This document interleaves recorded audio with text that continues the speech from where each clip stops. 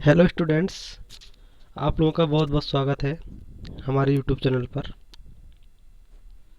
आज हम लोग यूपी बोर्ड कक्षा 12 प्रोज पोर्शन का सबसे पहला चैप्टर पढ़ेंगे, a girl with a basket. इसके राइटर हैं William C Douglas. I hope आप लोगों को ये चैप्टर बहुत अच्छे से पसंद आएगा। हम लोग हिंदी एक्सप्लेनेशन करने वाले हैं, इसे हिंदी में एक्सप्लेन करने वाले हैं। थोड़ा सा लेखक के बारे में जान लेते हैं। इसके लेखक विलियम सी डगलस हैं, जैसा कि मैंने बताया अभी, और ये लेखक के साथ साथ अमेरिका के सुप्रीम कोर्ट के जज भी थे। जब 1950 में भारत और पाकिस्तान का बंटवारा हुआ तो पाकिस्तान भारत से अलग हुआ। उस दौरान ही भारत आए थे, भारत दर्शन के लिए।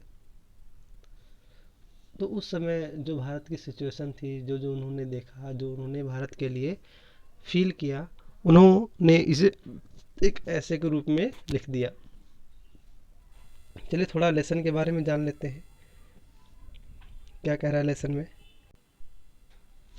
इस पूरे लेसन में, उस पूरे चैप्टर में ये बताया गया है कि जब भारत और पाकिस्तान का 1950 में बंटवारा हुआ, बंटवारे के बाद में पाकिस्तान से कई शरणार्थी भारत आए और वो शरणार्थी अपना जीवन यापन कैसे कर रहे थे, किन किन परेशानियों का उन्हें सामना करना पड़ा,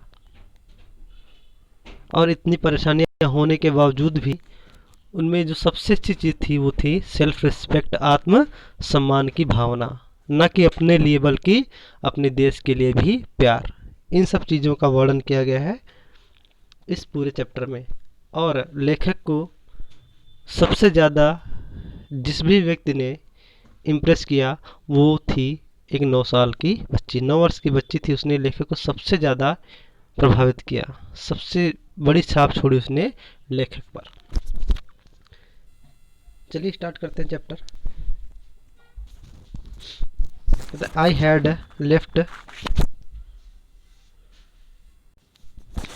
left new Delhi for the Himalayas.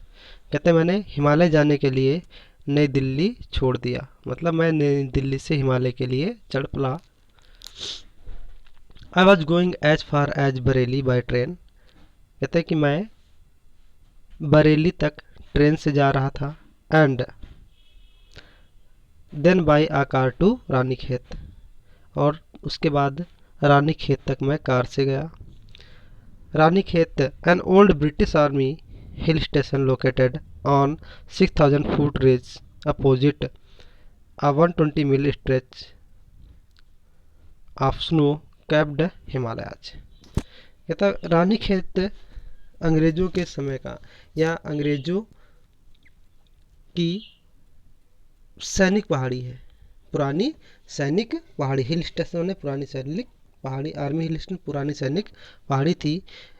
कहता जो 6000 फुट लंबी पर्वत श्रृंखलाओं पर स्थित है। 600 फुट रेंज अपोजिट 120 मील, अपोजिट दिया ना, वो कह रहा है कि जो 6000 फुट लंबी पर्वत श्रृंखलाओं पर स्थित है और opposite 120 mile stretch of snow capped Himalayas. और कहता है और इसके ठीक अपोजिट मतलब विपरीत दिशा में, इसके सामने 120 मील लंबी बर्फ से ढका हुआ भूभाग है। 120 मील लंबा बर्फ से ढका हुआ भूभाग है। आगे क्या कह रहा है, एट एवरी, सॉरी कुछ छूट गया, yes, the train was slow and it stopped at all the way stations. कहता हमारी, मैं जिस ट्रेन से यात्रा कर रहा था वो बहुत धीमे धीमे चल रही थी और रास्ते में आने वाले प्रत्येक स्टेशन पर ये रुक रही थी। At every stop I swung open the door of my compartment and walked the platform. कहते कि और प्रत्येक स्टॉप पर मैं अपने डिब्बे का दरवाज़ा खोलता और नीचे उतर जाता और प्लेटफॉर्म पर मैं टहलता था। The platform were packed, platforms were packed with people, Sikhs, Muslims, Hindus, soldiers, merchants, priests, porters, beggars, hawkers। कहता जो वहाँ के प्लेटफॉर्म्स थे वे लोगों से खचाखच भरे हुए थे, और उन लोगों में कौन कौन से लोग थे? सिख थे, मुस्लिम थे, हिंदू थे, सैनिक थे, व्यापारी थे, पुजारी थे, भिखारी थे, फेरी वाले थे। मतलब वो कहना चाहता है कि उस प्लेटफार्म पर सभी धर्मों के लोग, सभी वर्गों के लोग मौजूद थे, उनमें कोई भेदभाव नहीं था वहाँ पर। Almost everyone was barefoot and dressed in loose white garments. और कहता लगभग वहाँ पर सभी लोग नंगे पाँव थे, और सभी लोगों ने एक सफ़ेद ढीले ढाले वस्त्र पहन रखे थे। I would ask at least 3 people before I could find one who spoke English। कहता है मैंने कम से कम 3 लोगों से बात की, उसके बाद मुझे एक व्यक्ति ऐसा मिला जो अंग्रेजी बोल सकता था। उन्होंने ऐसा क्योंकि ये अमेरिका के थे, इन्हें हिंदी तो आती नहीं थी, और भारत के सभी लोग अंग्रेजी तो जानते नहीं थे, ठीक है। इसलिए वो कम से कम कह रहे हैं कि मैंने कम से कम 3 लोगों से बात की, और 3 लोगों के बात करने के बाद उसके बाद मुझे एक ऐसा व्यक्ति मिला जो अंग्रेजी बोल सकता था, यानी कि लेखक उससे बात कर सकते थे। We would talk world affairs and every major topic the news of the day produced. कहता हम लोगों ने सांसारिक मामलों पर, वर्ल्ड अफेयर है ना, कह रहा वी वुड टॉक, कहता हम लोगों ने सांसारिक मामलों पर, प्रत्येक मुख्य विषय पर, और प्रत्येक मुख्य विषय के बाद जो समाचार होते था उस दिन का, प्रतिदिन का जो समाचार होता था, हम लोग इन मुद्दों पर बात की। किस पर बात की? जो सांसारिक घटनाएं हो रही थी, वर्ल्ड अफेयर्स, उस पर उन्होंने बात की, सांसारिक मुद्दों पर। उसके अलावा प्रत्येक मुख्य जो विषय थे उन पर उन्होंने बात की, और उसके अलावा जो अखबार की न्यूज़ हुआ करती थी उस पर भी वो बात किया करते थे, वो भी ऐसे व्यक्ति से जो अंग्रेजी बोल सकता था, ठीक है। In this way I was trying to get a feel of the pulse of the nation, checking opinion against official attitude and reports. तो इस प्रकार मैं भारत के लोगों की भावनाएं जानने का प्रयास कर रहा था। वे देश के, वो राष्ट्र के नब्ज को टटोलने का प्रयास कर रहे थे, मतलब वहाँ के लोगों की भावनाओं के बारे में जानने का प्रयास कर रहे थे, ओके। और कहते हैं checking opinion against official attitudes and reports, और सरकारी व्यवहार और खबरों के विपरीत मतों को भी मैं जांच रहा था, परख रहा था। चेक मार्क जांचना होता ना, मतलब वो कहना चाहता था कि मैं ये जानने का प्रयास कर रहा था कि जो मैंने पढ़ा है देश के बारे में, यहाँ के लोगों के बारे में, क्या हकीकत में वो सत्य है या नहीं है, ये उनका कहने का मतलब है। तो ये जानने का सबसे अच्छा तरीका है कि हम लोग वास्तविकता में जाएं और वास्तव में लोगों से बातें करें। लोगों से यदि हम बात करेंगे तो पता चल जाएगा कि वहाँ के लोग कैसे हैं, उन लोगों का व्यवहार कैसा है, राइट। तो वही कह रहे थे कि मैं जो सरकारी व्यवहार थे और जो खबरें थी उनके विरुद्ध मैं चेकिंग कर रहा था, परख रहा था। आगे क्या कहता है, द रूट ले through one of the richest of India's agriculture area. कहता है ये रास्ता भारत के एग्रीकल्चर एरिया, मतलब कृषि क्षेत्र का सबसे संपन्न रास्ता था। वो कह रहे कि जहाँ से ट्रेन गुजर रही थी वो भारत के कृषि के क्षेत्र का सबसे ज़्यादा संपन्न, सबसे ज़्यादा समृद्ध रास्ता था, क्षेत्र था, संपन्न क्षेत्र था, areas. This was the plains of upper Ganga river. कहते यह गंगा नदी का ऊपरी भाग था, भूभाग था, 1000 feet above sea level but tropical. कहता है, और कहते इसकी ऊंचाई समुद्र तल से कितने 1000 फीट ऊपर थी। The Ganga was brown silt swollen with flood water and overflow inundating thousands of acreage of rice. कहते गंगा भूरी मिट्टी से भरी हुई थी, ये फ्लड वाटर्स और पूरी तरह से उफान में थी। मतलब गंगा पूरी तरह से भरी हुई थी और उफान कर रही थी। उफान का मतलब जो पानी है वो पूरा लबालब भरा हुआ था, बाढ़ आ गई थी, है ना।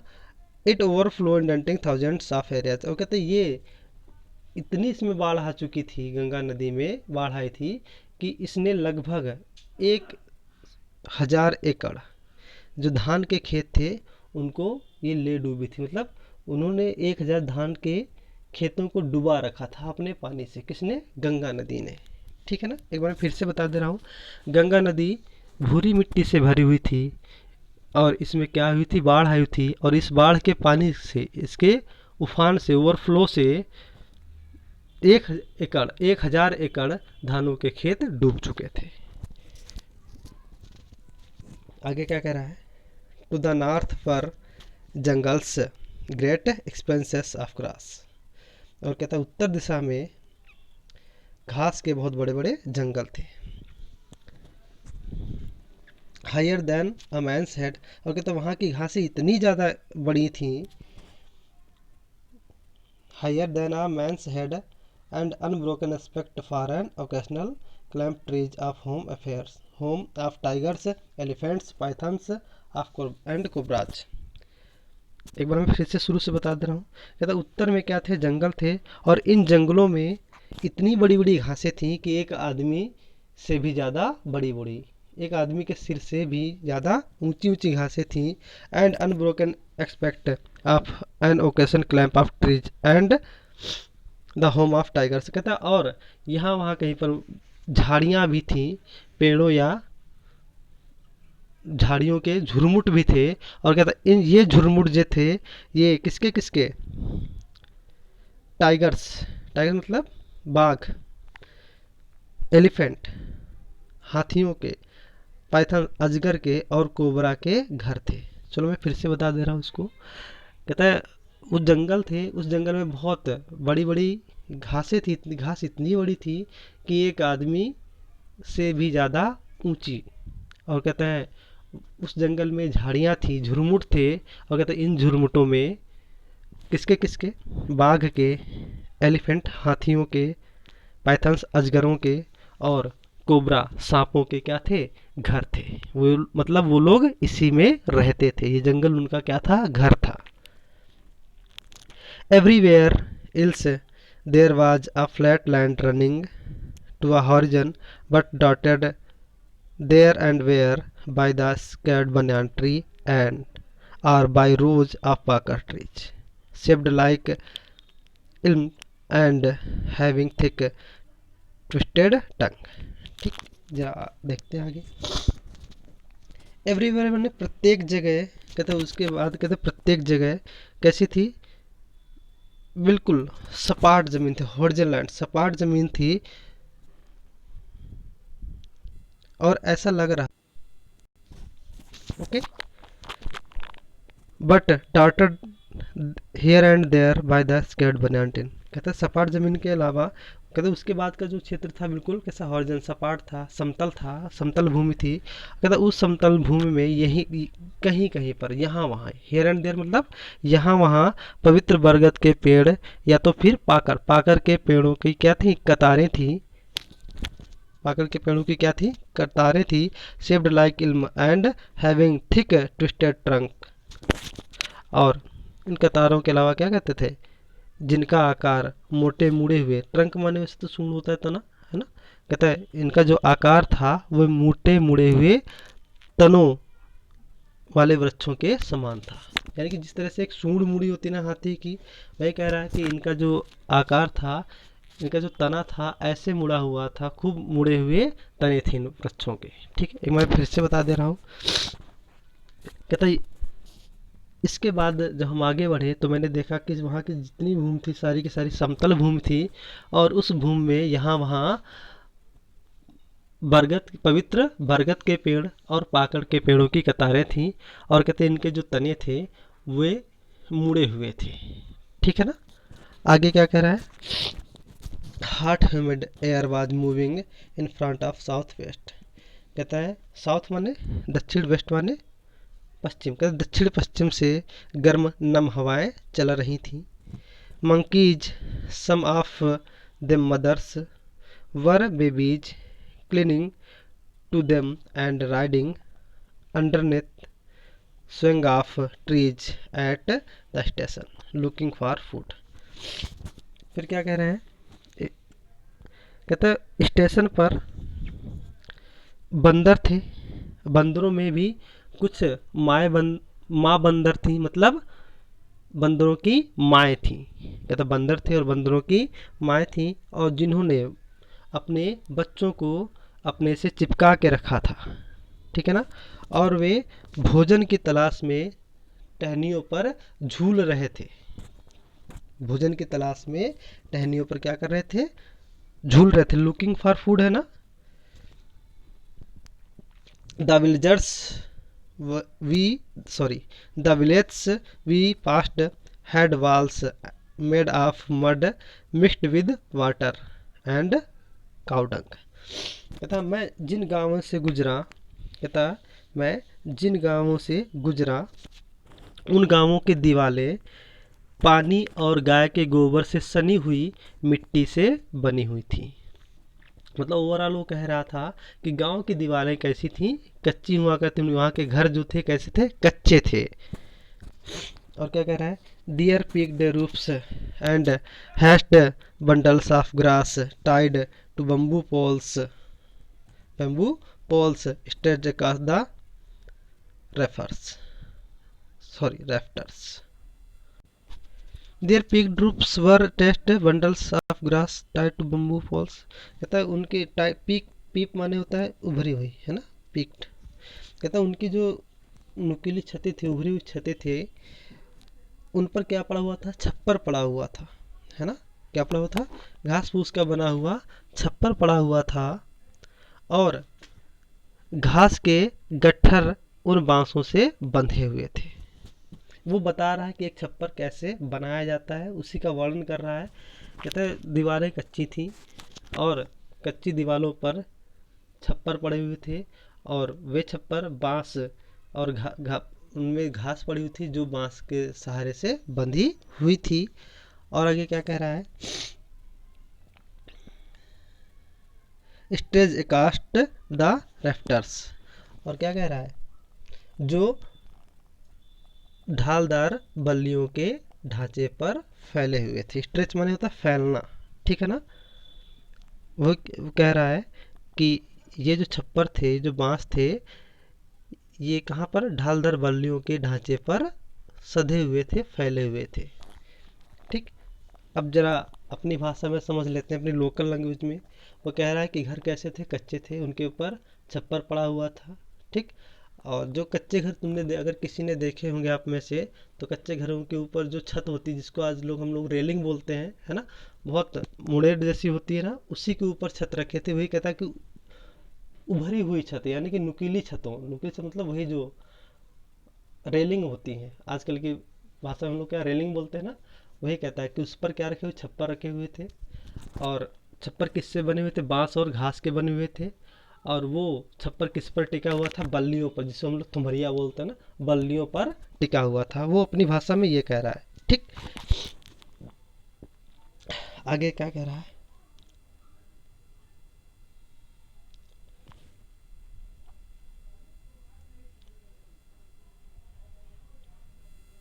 हाँ मिल गया। That day the pumpkin vines that grew over them were in bloom,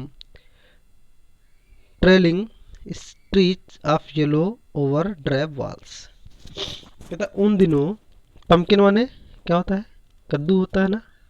उन दिनों कद्दू की बेलों पर, उन दिनों कद्दू की बेलों पर, तो कहता वे बेलें जो कहाँ फैली हुई थी, वे बेलें जो फैली हुई थी, उन पर क्या लगे थे, फल लगे थे। ठीक है ना। एक बार फिर से बता रहा हूँ, कहता उन दिनों कद्दू की बेलें जो दैट ग्रीव ओवर देम, जो फैली हुई थी, उनमें क्या लगे थे, उनमें फल लगे थे। और क्या कहता है, जो trailing streaks of yellow over drab walls. और क्या कह रहा है, जो नीरस दीवारों को रंग बिरंगी धारियों की तरह फैली हुई थी। कौन फैली हुई थी, बेलें। ठीक, चलो तुमको अपनी सिंपल भाषा में समझाते हैं। वो क्या कह रहा है कि छप्पर वगैरह तो थे ही थे, उसके बाद में कद्दू के पौधे थे और दीवारों पर कद्दू की बेलें सब लटकी हुई थी और उनमें कद्दू के फल लगे हुए थे। और कहते हैं वो जो कद्दू की बेलें हैं उन दीवारों को और भी ज़्यादा सुंदर बना रही थी। ठीक है, चलिए आज बस यहीं तक रखते हैं। हम लोग इसको 2 या 3 पार्ट में समाप्त करेंगे, क्योंकि एक वीडियो अगर बनाएंगे तो बहुत लंबा हो जाएगा। और क्योंकि वीडियो अगर लंबा होगा तो आप लोग देखते देखते बोर होते रहेंगे, इसलिए छोटे छोटे वीडियो बनाए जाएंगे ताकि आप लोगों को पढ़ने में भी इंजॉय आए और परेशानी ना हो।